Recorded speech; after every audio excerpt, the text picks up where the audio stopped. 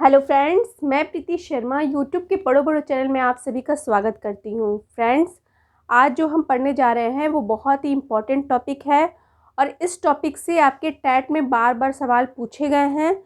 तो आज का वीडियो बहुत ही ध्यान से देखिएगा, समझिएगा। ये आपके एग्ज़ाम के पॉइंट ऑफ व्यू से बहुत ही इम्पोर्टेंट होने वाला है और आपके टैट, सीटैट, सुपर टैट में ये जो है टॉपिक बराबर आते रहते हैं। तो चलिए कंटिन्यू करते हैं आज का टॉपिक, और जिसका नाम है अधिगम वक्र। वीडियो को पूरा देखिएगा ताकि आपको इसकी सारे एक एक टॉपिक्स, एक एक का जो है जो डेफिनेशन है आपको अच्छे से समझ में आए, ठीक है। और ये वक्र वगैरह कैसे बनता है उसको भी।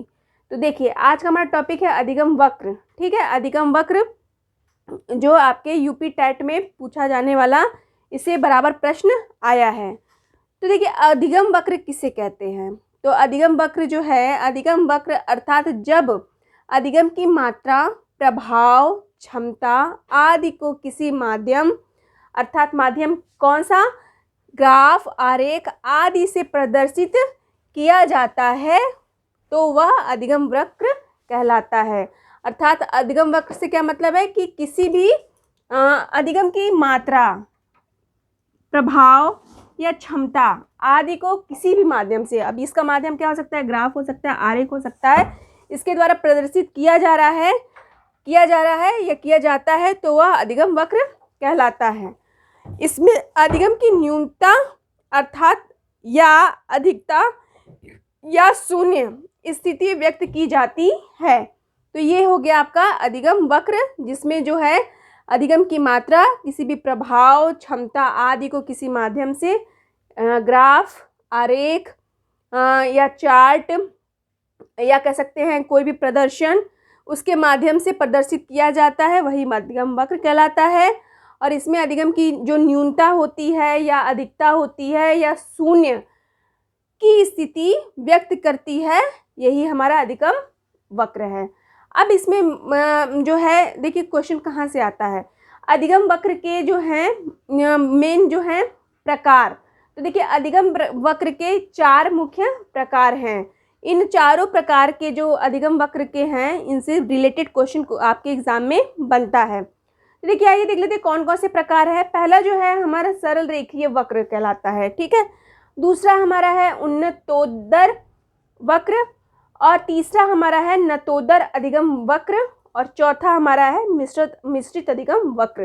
तो इन सबको एक एक करके हम लोग देख लेते हैं, और ये वक्र का जो ये ग्राफ कैसे बनता है, कहाँ से कहाँ तक जाता है, तो उसको हम लोग समझने का प्रयास करते हैं।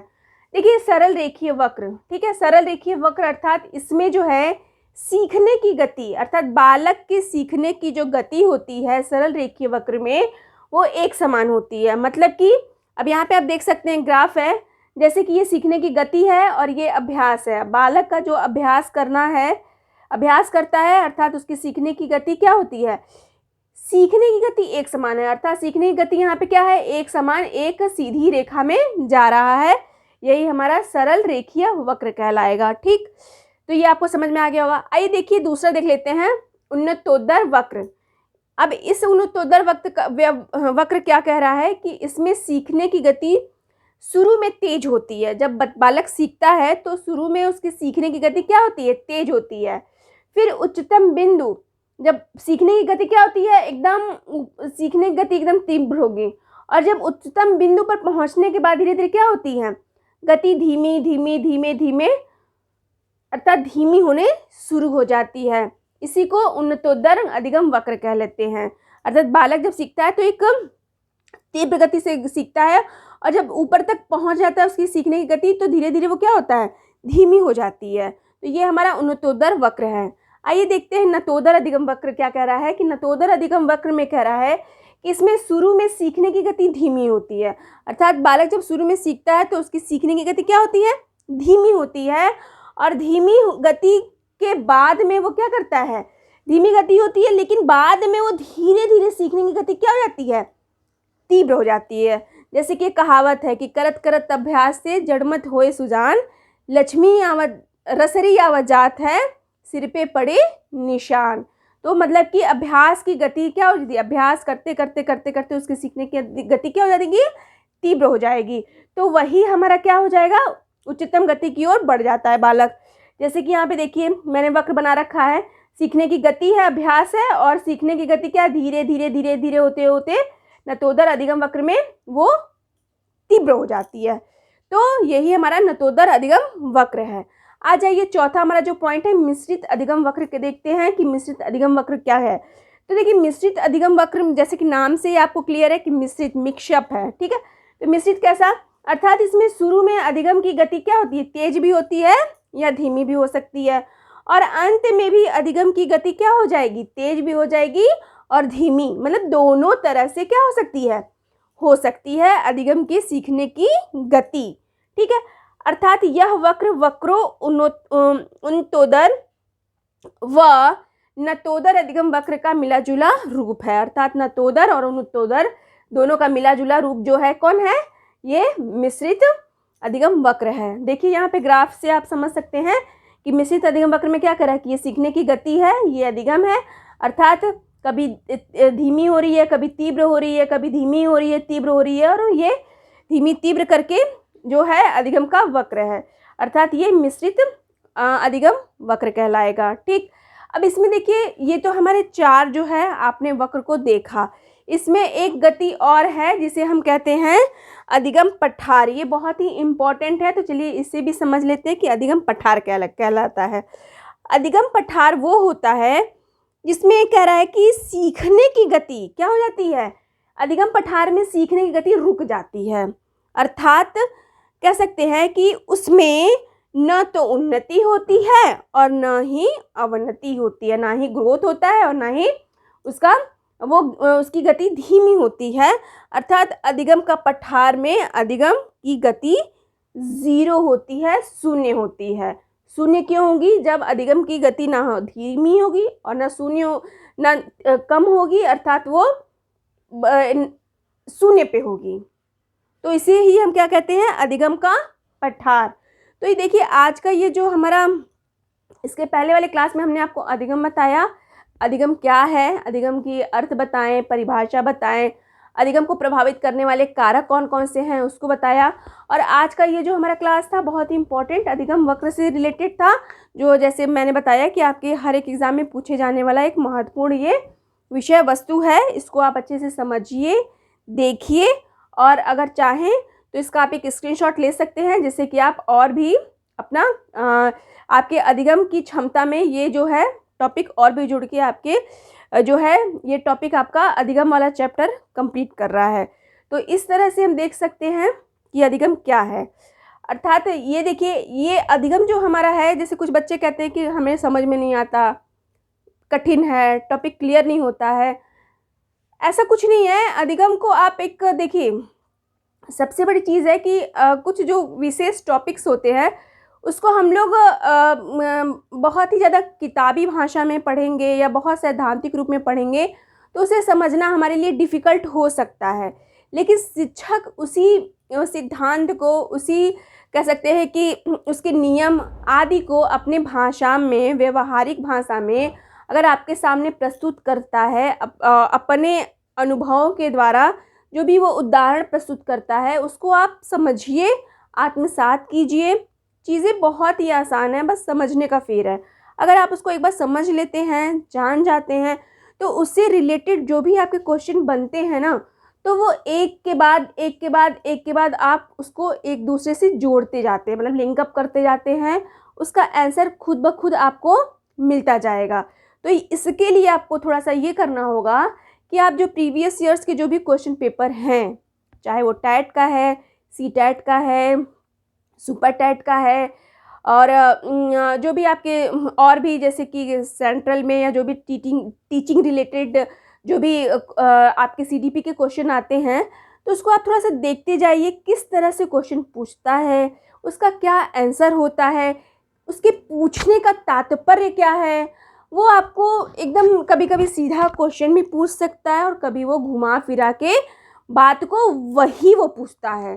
तो एक तो ये, और दूसरी चीज़ ये है कि आप जब भी क्वेश्चन पढ़ा कीजिए तो थोड़ा सा उसका एक दूसरा हिस्सा भी देख लिया कीजिए जो इंग्लिश का है। इंग्लिश का जो हिस्सा है, मतलब कि जो इंग्लिश की जो हेडिंग होती है, टाइटल होता है, जो उसका मेन जो है मतलब कि अधिगम अर्थात लर्निंग। तो ये हो गया हिंदी अधिगम और लर्निंग उसका इंग्लिश हो गया। तो आप जब भी क्वेश्चन सॉल्व कीजिए तो आप हिंदी को भी रखिए साथ में, उसको इंग्लिश में एक बार कन्फ्यूज़न हो तो क्लियर करने के लिए इंग्लिश में देखा कीजिए। इंग्लिश में क्यों कह रहे हैं, क्योंकि हमारे हिंदी में ना एक ही शब्द के कई अर्थ हो जाते हैं। ठीक, जैसे पर्यायवाची मान लीजिए, जैसे कि पर्यायवाची जैसे हमने आपको कहा कि अंकल, है ना, तो अंकल जो है, अंकल इंग्लिश में एक ही होता है, लेकिन हिंदी में उसी अंकल का क्या अर्थ हो जाता है, मामा भी होता है, चाचा भी होता है, और आपके मौसा भी होता है, फूफा भी होते हैं, तो बहुत सारे अर्थ हो जाते हैं। तो इन सब का अर्थ एक ही है इंग्लिश में, अंकल। ठीक है, आंट भी वही चीज़ है। आंट अगर आंटी जो हम बोलते हैं तो आंटी मतलब एक, उसमें एक ही मतलब, लेकिन वही हिंदी में हमारा क्या हो जाता है, मामी हो जाता है, चाची हो जाता है, बुआ हो जाता है, मौसी हो जाता है। ये सारे चीज़ें अलग अलग रूप में डिफाइन हो जाती हैं। तो इसीलिए वो हिंदी में आपको किसी भी तरीके से पूछेगा, एक बार उसका इंग्लिश आप ज़रूर देख लिया कीजिए कि आखिर इंग्लिश में क्या रहा है। जब आप इंग्लिश देखेंगे तो आपके डाउट्स जो हैं वो क्लियर हो जाएंगे। तो आपको हिंदी को तो पढ़ना ही है, उसको पकड़ के इंग्लिश को भी चलना है, इंग्लिश को बिल्कुल गिव अप नहीं करना है। तो ये एक छोटा सा टेक्निक हम बता रहे हैं, फॉर्मूला बता रहे हैं, जो आपके एग्ज़ाम में आपकी बहुत हेल्प करेगा और आप जो गलतियाँ करते हैं एग्ज़ाम में वो गलती करने से बचेंगे इस इंग्लिश की हेल्प के वजह से। ठीक, तो ये चीज़ें छोटी छोटी आप बातें ध्यान रखिएगा। और सरल है, अधिगम बहुत ज़्यादा डिफ़िकल्ट नहीं है। हाँ, ये जब आप पढ़ते हैं तब आपको डिफ़िकल्ट लगता है, डिफ़िकल्ट कुछ नहीं है। जब आप समझने लगेंगे आम भाषा में उसका उदाहरण आप समझने लगेंगे या प्रस्तुत करने लगेंगे या आपको बताया जाएगा, तो वो चीज़ें एकदम सरल हो जाएंगी और कुछ नहीं है। अधिगम तो अधिगम, लर्निंग तो लर्निंग। ठीक है, और इसके आगे हम लोग अब और भी जो है हमारे आपके CDP के क्लास में हम और भी मेन टॉपिक लेके आने वाले हैं, जैसे कि सूक्ष्म शिक्षण, जिसे माइक्रो टीचिंग कहते हैं। देखिए, माइक्रो टीचिंग बहुत ही इम्पॉर्टेंट है आपके हर एक एग्ज़ाम के पॉइंट ऑफ व्यू से। इसके पहले जो है हमने एक वीडियो आपको दिया है लेसन प्लान से रिलेटेड। तो देखिए, लेसन प्लान भी अपने आप में बहुत ही इम्पॉर्टेंट टॉपिक है, आप माने या न माने। अगर आपको लेसन प्लान बनाने आ गया, आप बनाते हैं, या आप उसके जो भी उसके लेसन प्लान के जो क्या बोलते हैं स्टेजेस, अगर आप समझ लिए गए हैं, ठीक है, वो आपके लिए बहुत ही हेल्प करेगा, चाहे वो टेट का एग्ज़ाम हो, CTET का एग्ज़ाम हो, सुपर टेट का एग्ज़ाम हो, क्योंकि इससे भी रिलेटेड क्वेश्चन आए हैं आपके एग्ज़ाम में। टेट में तो पक्का आया है, 2019 के में कह सकते हैं कि इससे रिलेटेड क्वेश्चन आया है। तो ये सब चीज़ें छोटी छोटी जो चीज़ कड़ियाँ जुड़ के ना एक बड़ा जो है आपका नंबर स्कोर करता है। तो एक एक नंबर भी आपके लिए बहुत ही इम्पोर्टेंट है, उसे छोड़ना नहीं है, उसको पकड़ के रखना है। और ये पकड़ तब सकते हैं जब आपके डाउट क्लियर होंगे। डाउट क्लियर कब होंगे, जब आप हर एक तरीके से उसको पढ़ेंगे, उसे सूक्ष्म तरीके से उसे मनन करेंगे, आत्मसात करेंगे। और दूसरी चीज़ है कि जो है आप एक बार में नहीं समझ में आ रहा है तो 2 बार 3 बार भी देख सकते हैं। आप नोट्स बना के पढ़ सकते हैं, मेन जो पॉइंट हैं उसको पॉइंट आउट करके पढ़ सकते हैं। किताब है, किताब में आप अंडरलाइन कर दीजिए जो आपके मेन जो है, आपको लग रहा है कि हाँ ये शब्द इम्पॉर्टेंट है, तो इसको अंडरलाइन करके कहीं कॉपी में नोट कर लीजिए। अच्छा, दूसरी चीज़ क्या है कि जैसे तुलनात्मक जब अध्ययन आता है, जैसे कि बाल केंद्रित शिक्षण, शिक्षक केंद्रित शिक्षण, तो ये दोनों में डिफरेंसेस अगर पूछता है तो इन दोनों का डिफरेंस आपको आना चाहिए। या शिक्षण विधि में क्या अंतर है और शिक्षण प्रविधि में क्या अंतर है, तो इन दोनों को भी आप क्या करेंगे, एक तरफ दोनों के अलग अलग तुलनात्मक अध्ययन लिख लेंगे, उसको समझ लेंगे, उसको पढ़ लेंगे, तो आपके डाउट नहीं रहेंगे। जहाँ आपको डाउट होता है उस कॉपी में लिख के पढ़ लीजिए, याद कर लीजिए, समझ लीजिए, तो वो डाउट आपका क्लियर हो जाएगा। मेरा आज का पढ़ाने का मतलब ये नहीं था कि बस मुझे शिक्षण या अधिगम वक्र ही पढ़ाना है। मेरा वो भी चीज़ें था जो बच्चों को समस्याएं आती हैं जब वो पढ़ते हैं, और क्लास में वो हमसे शेयर भी करते हैं कि अधिगम नहीं समझ में आ रहा है, तुलनात्मक अध्ययन कैसे करें, डिफरेंसेस कैसे करें। तो ये पढ़ाने का तरीका है। या कन्फ्यूज़न क्रिएट हो रहा है, हिंदी शब्दावली नहीं समझ में आ रही है, तो इंग्लिश की भी हेल्प ले सकते हैं। इंग्लिश भी पढ़ना ज़रूरी है जितना हमें हिंदी ज़रूरी है। बस एक विषय वस्तु को पकड़ के हम नहीं चल सकते। अगर कोई भी एग्ज़ाम क्वालिफाई करना है तो उसमें हर एक स्ट्रैटेजी को आपको अपनानी पड़ेगी। और देखिए, जब आप बात तो खाली ये नहीं है कि हमें टेट क्वालिफाई करना है या सीटेट क्वालिफाई करना है, हमें इसके आगे भी, बस ये एक पड़ाव नहीं है, इसके आगे भी हमें बहुत सारी चीज़ें क्वालिफाई करनी है, तभी हमें नियुक्ति मिल सकती है। मतलब कि ये तो बस एक गेट है। इस गेट को आप पार कर लेते हैं तो आप अंदर के एग्ज़ाम में बैठ सकते हैं, चाहे वो सुपर टेट का एग्ज़ाम हो, चाहे वो KVS का एग्ज़ाम हो, चाहे वो DSSB का एग्ज़ाम हो, चाहे वो आर्मी पब्लिक स्कूल का, मतलब कोई भी सेंट्रल का, स्टेट का एग्ज़ाम हो, इस पड़ाव को पार किए बिना उसको नहीं पार कर सकते हैं। ये तो छोटा सा गेट है। ये छोटा सा गेट है मीन्स कि इसमें आपको 5 ही सब्जेक्ट आने हैं। जब बड़े गेट में एंट्री करेंगे, मेन गेट में, तो उसमें आपको हर एक विषय पढ़ना है, हर एक लैंग्वेज पढ़ना है। आपको हिंदी भी पढ़ना है, आपको इंग्लिश भी पढ़ना है, आपको संस्कृत भी पढ़ना है। संस्कृत जो है काफ़ी टाइम से, जैसे जिन बच्चों का छूट गया है, लेकिन छोड़ना नहीं है, उसको भी पढ़ना है। और वो भी हल्का फुल्का नहीं पढ़ना है, उसको डीप पढ़ना है। इंग्लिश को भी डीप पढ़ना है, हिंदी को भी डीप पढ़ना है।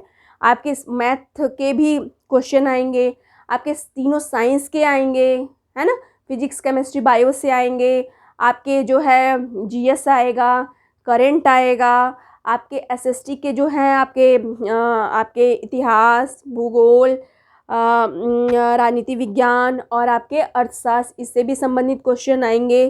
और तो इस तरह से देख सकते हैं। और भी इसमें जैसे भूल रहे होंगे, कह नहीं सकते हैं। मतलब कुल मिला जुला के आपको सबको पढ़ना है। ऐसा नहीं है कि आप हिंदी के स्टूडेंट हैं, हिंदी मीडियम के हैं तो आप हिंदी ही पढ़ेंगे, इंग्लिश नहीं पढ़ेंगे, या आप इंग्लिश मीडियम के स्टूडेंट हैं तो आप बस इंग्लिश ही पढ़ेंगे, हिंदी नहीं पढ़ेंगे। आपको हर एक सब्जेक्ट को टच करना होगा, हर एक लैंग्वेज को टच करना होगा, चाहे वो सीटेट हो, सुपर टेट हो, चाहे वो आपका, देखिए KVS में भी आपके आ रहे हैं, उसमें भी कंप्यूटर भी आ जाएगा, कंप्यूटर भी पढ़ना है। तो ऐसा नहीं है कि आप कहीं से बच के निकल लेंगे। बच के निकलने का रास्ता बस एक ही है, आपका TGT है, वो भी स्टेट लेवल का, PGT है, वो भी स्टेट लेवल का। मीन्स कि जैसे हमारा माध्यमिक शिक्षा चयन बोर्ड है, वो बस अपने ओनली सब्जेक्ट पे फोकस करता है, वो इधर उधर और सब्जेक्ट को नहीं टच करेगा। लेकिन अगर आप सेंट्रल में अगर तैयारी कर रहे हैं तो पक्का उसमें आपको अदर सब्जेक्ट, अदर लैंग्वेज उसमें इंक्लूड करेगा ही करेगा, और आपको करने ही करने होंगे, और आपके नंबर स्कोर उसमें करने ही पड़ेंगे, और उसके मार्क्स जो है काउंट होगा ही होगा। तो बचने का कोई रास्ता नहीं है। तो इससे अच्छा कछुए की चाल से चलिए, धीरे धीरे धीरे धीरे चलिए, लेकिन समय और विषय वस्तु को लेकर के चलिए। आखिरकार विजय तो होनी ही है, निश्चित है, पक्का है। तो ऐसा नहीं है कि हम खरगोश की तरह एकदम स्पीड में चलेंगे और एकदम रास्ते में सो जाएंगे, और फिर जब नींद खुलेगा तो तक हम देखेंगे कि अरे हमने तो गेम हार चुके हैं। तो इस तरह से नहीं, धीरे धीरे चलना है, सब कुछ लेके चलना है। हमें अभी से हमें स्ट्रेटजी बना के चलनी है कि हमें हर एक सब्जेक्ट में अपनी अच्छी पकड़ बनानी है। तो देखिए, इस पे भी मेरा फोकस रहता है। इंग्लिश की भी मैंने कुछ क्लासेस दी आपको, संस्कृत की भी क्लासेस आपको मिल ही रही हैं। आपको देखिए मेरे द्वारा दी गई, जैसे कि जो है CDP की क्लास मिलती है, कुछ 4 लेक्चर मैंने हिस्ट्री के डाले हैं, और भी आगे डालने का प्रयास करते हैं, टाइम के अभाव से नहीं हो पाता है। कंप्यूटर की भी क्लासेस मैंने दी, जो बहुत ही इम्पॉर्टेंट है, हर एक वनडे एग्ज़ाम के लिए बहुत ही इम्पॉर्टेंट है। और बाकी जो है और भी जो है हिंदी वगैरह भी है, तो हिंदी की भी चलेगी क्लास, ऐसा नहीं है नहीं चलेगी। तो EVS की भी क्लास एक दी है, और मैथ्स की भी दे रहे हैं, और EVS की भी क्लास वैसे ही कंटिन्यू चलती ही रहेगी। प्रयास में यही है कि समय को अरेंज करके और सारी चीज़ें एक एक करके आपको 1 बाय 1 दी जाए, जिससे कि आपको पढ़ने में सरलता हो और चीज़ें आपको समझ में आए कि मेन हमें पढ़ना क्या है, मेन क्या चीज़ें हमारे एग्ज़ाम के स्तर से बहुत ही इम्पॉर्टेंट हैं। तो आज का लेक्चर बस पढ़ाना कम था, ज्ञान देना ज़्यादा था। ये ज्ञान नहीं है, ये अनुभव है। तो अनुभव को आप लोग आत्मसात कीजिए और अपने भविष्य को बनाने में इन सारे अनुभवों को आप लोग अपने अंदर जो है ये चीज़ें बैठा लीजिए, अगर आपको जल्दी से जल्दी अगर शिक्षक बनना है तो। ठीक है, तो चैनल पे बने रहें, मिलते हैं नए वीडियो में, तब तक के लिए नमस्कार, धन्यवाद।